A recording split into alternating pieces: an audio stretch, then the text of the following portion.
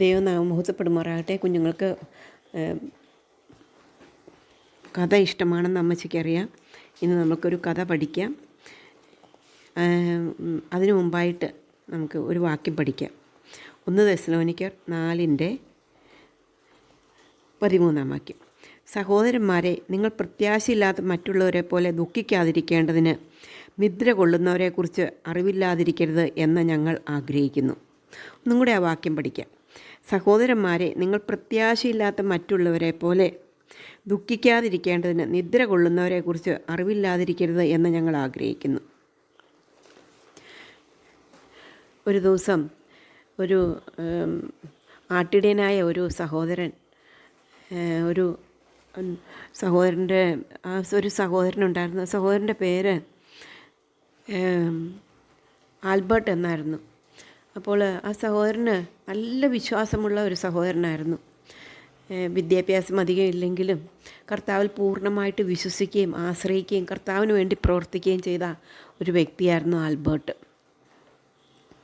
Albert ഈ ദൈവത്തിൻ്റെ സന്നിധിയിൽ ഇരുന്ന് പ്രാർത്ഥിക്കുകയും വാക്യങ്ങൾ അനേകം വാക്യങ്ങൾ കാണാപ്പാടം ബൈഹാർട്ടായിട്ട് പഠിക്കുകയും ഒരു നല്ല ഭക്തനായിട്ട് ജീവിച്ചൊരു വ്യക്തിയായിരുന്നു ആൽബർട്ട്. അപ്പോൾ ആൽബർട്ടിൻ്റെ ജീവിതം എല്ലാവർക്കും ഒരു മാതൃക തന്നെയാണ്. അവനുള്ള സൗകര്യത്തിൽ നിന്നൊരു ആട്ടിടയനാണ്. അധികം ശമ്പളമോ അങ്ങനെ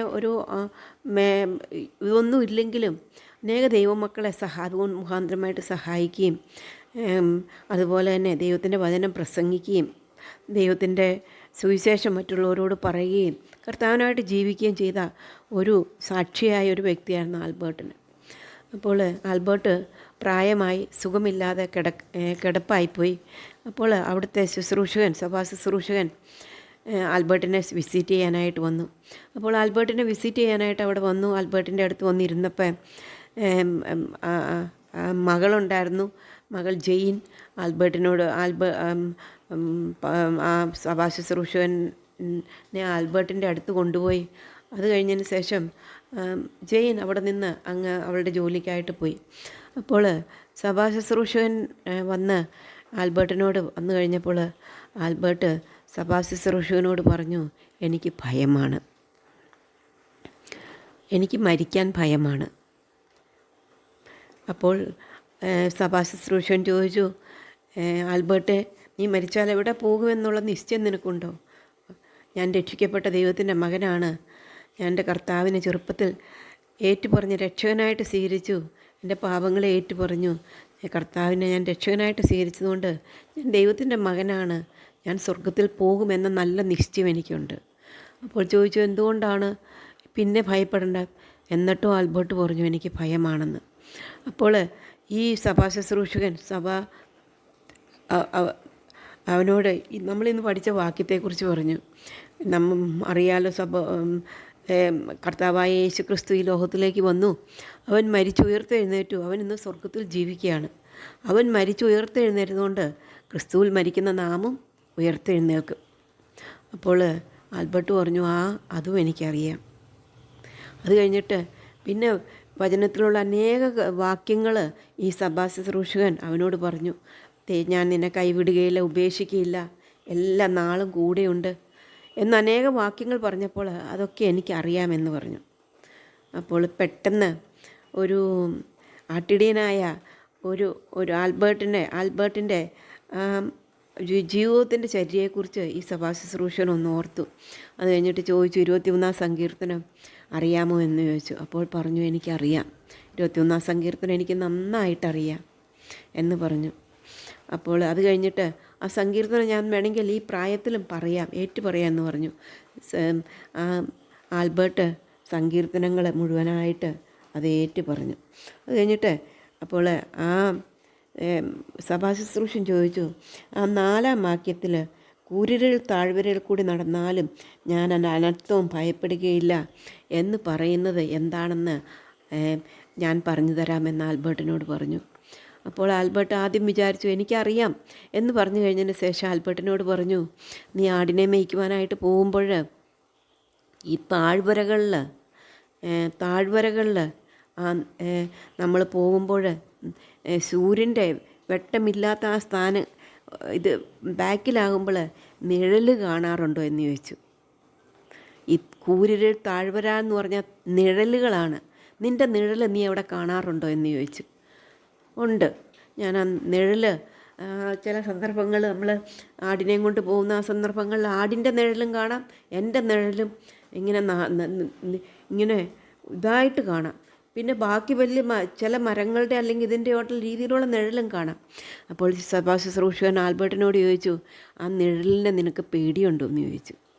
അപ്പോൾ ആദ്യം ആൽബർട്ട് ഇങ്ങനെ ഒന്ന് കളിയാക്കി, മീൻസ് നമ്മുടെ മനസ്സിൽ ഇതെന്താ ഈ ചോദിക്കുന്നത് എന്നുള്ള ഇതിൽ ആൽബർട്ട് ഒന്ന് ഉള്ളിൽ ചിരിച്ചു.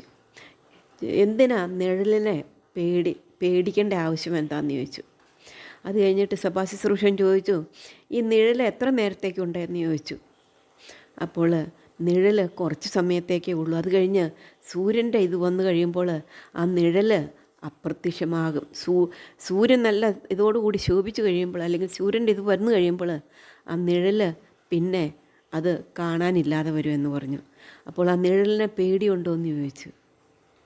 അത് കഴിഞ്ഞിട്ട് ആ സഭാ ശുശ്രൂഷകൻ ആൽബർട്ടിനോട് പറഞ്ഞു, മരണവും ഒരു നിഴലാണ്, ഒരു താഴ്വരയാണ്. ആ നിഴലിന് നമ്മൾ ഭയപ്പെടേണ്ട ആവശ്യമില്ല. കാരണം ആ നിഴൽ നീങ്ങും, കുറച്ച് സമയത്തേക്കേ ഉള്ളൂ മരണത്തിൻ്റെ താഴ്വര. അത് കഴിയുമ്പോൾ മരണം സംഭവിക്കും. പിന്നെ കർത്താവ് പറഞ്ഞതുപോലെ നമ്മുടെ ശരീരം അത് ഇത് തീർന്നു പോവുകയല്ല. കർത്താവായ യേശുക്രിസ്തു എന്ന സൂര്യൻ ആ നമ്മൾ മരിച്ചു കഴിഞ്ഞ് കർത്താവിലായി തീരുമ്പോൾ നാം നിദ്ര കൊള്ളുമ്പോൾ അത് എന്നേക്കുമായി നിദ്ര കൊള്ളുകയല്ല, നാം കർത്താവ് ഉയർത്തെഴുന്നേറ്റ് പോലെ നാമും ഉയർത്തെഴുന്നേൽക്കും എന്ന് മനസ്സിലാക്കി കൊടുത്തു. അതാണ് കൂരിരുൾ താഴ്വര, അല്ലെങ്കിൽ കൂരിരുൾ നിഴൽ കൂടി കടന്നു പോയാലും ഞാനൊരനർത്ഥവും ഭയപ്പെടുകയില്ല. കാരണം നിഴൽ എന്നെ പേടിക്കേണ്ട ആവശ്യമില്ല, മരണം ഒരു നിഴലാണ്, മരണത്തെ പേടിക്കേണ്ട ആവശ്യമില്ല എന്ന് ആൽബർട്ടിനോട് പറഞ്ഞു കൊടുക്കുവാനായിട്ട് ഇടയായിട്ട് തീർന്നു. അപ്പോൾ പെട്ടെന്ന് ആൽബർട്ടിന് കാര്യം മനസ്സിലായി. ആൽബർട്ട് പറഞ്ഞു, ഇപ്പോൾ എനിക്ക് മനസ്സിലാകുന്നു. ഈ നിഴലിനെയായിരുന്നോ, മരണമെന്ന നിഴലിനെയായിരുന്നോ ഞാൻ ഇത്രയും നാളും ഭയപ്പെട്ടുകൊണ്ടിരുന്നത്. അത് കഴിഞ്ഞ് കുറച്ച് നേരം ആലോചിച്ചതിന് ശേഷം ആ ശുശ്രൂഷകനോട് പറഞ്ഞു, എനിക്കിനി മരണത്തെ ഭയപ്പെടുകയല്ല. ആ നിഴൽ മാറും. ഞാൻ എൻ്റെ കർത്താവിൻ്റെ അടുത്തിലേക്ക്, എൻ്റെ കർത്താവിങ്കിലേക്ക് എന്നെ സ്നേഹിച്ച, എനിക്ക് വേണ്ടി ജീവൻ തന്ന എൻ്റെ കർത്താവിൻ്റെ അടുക്കിലേക്ക് ഞാൻ എത്രയും വേഗം എത്തിച്ചേരുമെന്ന് പറഞ്ഞ് അവൻ സന്തോഷത്തോടെ അങ്ങനെ നോക്കിയിട്ട് പറഞ്ഞു, എനിക്കിനി ഈ മരണത്തെ ഭയമില്ല. മരണമൊരു താഴ്വര മാത്രമാണ്, മരണമൊരു നിഴൽ മാത്രമാണ്. ഇത് കഴിയുമ്പോൾ ഞാൻ എൻ്റെ കണ്ണിവിടെ അടച്ചു കഴിയുമ്പോൾ അവിടെ സ്വർഗത്തിൽ എൻ്റെ കണ്ണ് തുറക്കും, എനിക്കിനി മരണത്തെ ഭയമില്ല എന്ന് പറഞ്ഞു. അങ്ങനെ അവർ രണ്ടുപേരും കൂടെ വളരെ സന്തോഷത്തോടു കൂടി അവിടെ നിന്ന് പിരിയുമ്പോഴും ആൽബർട്ട് പറഞ്ഞു, എനിക്കിനി മരണത്തെ ഒട്ടും ഭയമില്ല എന്ന് പറഞ്ഞു. സന്തോഷത്തോടു കൂടെ കുറച്ച് നാളുകൾ കൂടെ കഴിഞ്ഞതിന് ശേഷം ആൽബർട്ട് താൻ പ്രിയം വെച്ച കർത്താവിൻ്റെ സന്നിധിയിൽ എത്തിച്ചേർന്നു. അതുകൊണ്ട് നമ്മൾ ഈ ലോകത്തിലായിരിക്കുമ്പോൾ നാം ദൈവമക്കളായ നമ്മളെ സംബന്ധിച്ചിടത്തോളം മരണത്തെ ഭയപ്പെടേണ്ട ആവശ്യമില്ല. അത് ഒരു താഴ്വര മാത്രമാണ്, അതൊരു നിഴൽ മാത്രമാണ്. നിഴൽ മാറിപ്പോകും. നാം ക്രിസ്തുവിൻ്റെ അടുക്കൽ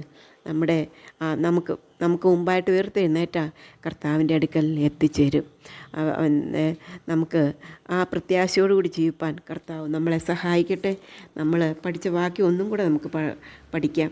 1 തെസ്സലോനിക്കർ 4:13 വാക്യത്തിൽ, സഹോദരന്മാരെ, നിങ്ങൾ പ്രത്യാശയില്ലാത്ത മറ്റുള്ളവരെ പോലെ ദുഃഖിക്കാതിരിക്കേണ്ടതിന് നിദ്ര കൊള്ളുന്നവരെക്കുറിച്ച് അറിവില്ലാതിരിക്കരുത് എന്ന് ഞങ്ങൾ ആഗ്രഹിക്കുന്നു. നമുക്ക് പ്രാർത്ഥിക്കാം. സ്നേഹവാനായ ദൈവമേ, ഞങ്ങൾക്ക് അന്ന് വാക്യത്തിനായിട്ട് ഞങ്ങൾ നിന്നെ സ്തുതിക്കുന്നു.